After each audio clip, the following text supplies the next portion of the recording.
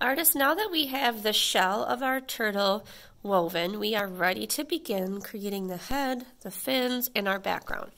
So what you're going to have is a piece of green paper, and you're going to have a head tracer and a fin tracer. And we need to fit 1 head and 4 fin tracers on your paper. So we don't want to start right in the middle of your paper because then you probably wouldn't have enough room.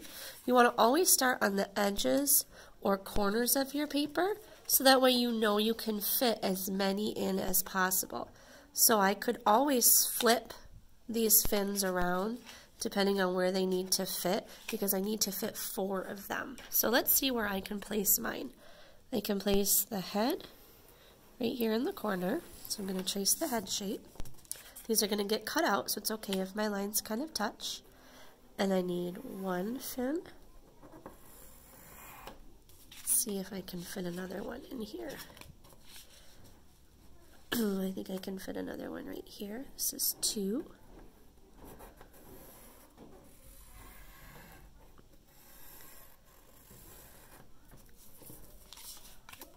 Looks like I can fit one right here. 3.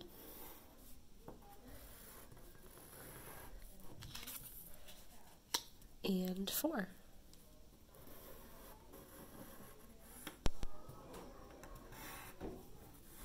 And then you should have a little bit extra so that you can have your tail.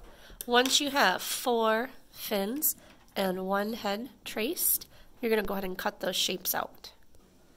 Now that you have your 4 fins and the head shape cut out, we can actually start gluing everything down onto a background paper. So I have a large piece of blue paper. I'm going to try to find the center of my paper. Now the head and the fins might go off the edge of your paper, and that's okay. I'm going to try to adjust this so that you can see the whole paper. It's kind of hard though. But you can see that the head and the fins do not have to stay on the paper. So they can go off the edges of the paper a little bit. So I'm going to try to figure out where each one goes, and I can flip my fins around if I need them to aim or point a different direction. So I've got 2 fins here, and then I can come over to this side. And I've got some fins here. I'm also going to want to keep one of my scraps of paper and kind of cut it into a triangle shape, and this can be the tail of my turtle. So now that I know that I have all of my pieces, I can go ahead and start by gluing down the body or the shell of my turtle. So I'm going to kind of move these aside. When we glue it down, remember dot dot, not a lot. But we do have to make sure that it's going to stick to our blue paper. So we want to make sure that we probably have a dot in each corner.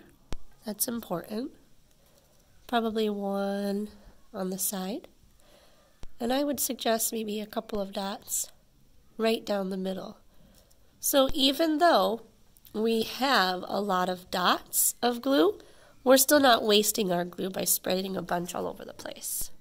Once we have the dots on the back of the shell, decide which way or which direction you want it to face. And you kind of just want to press and hold to make sure that it secures itself to your background. When you add the head and the fins, we're going to do the same thing, but we're going to tuck these underneath our shell. So if this is the head, dot dot, not a lot. So probably 3 or 4 dots should be good enough. I'm going to tuck it under the shell.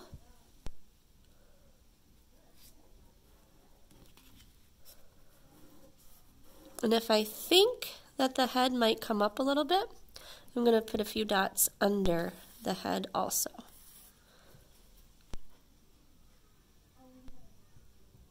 And this will help secure it to the background as well. Same thing with our fins. They need to go under our shell. So once again, 3 or 4 dots should be good. We're going to position it under the shell. Might have to peel it up a little bit.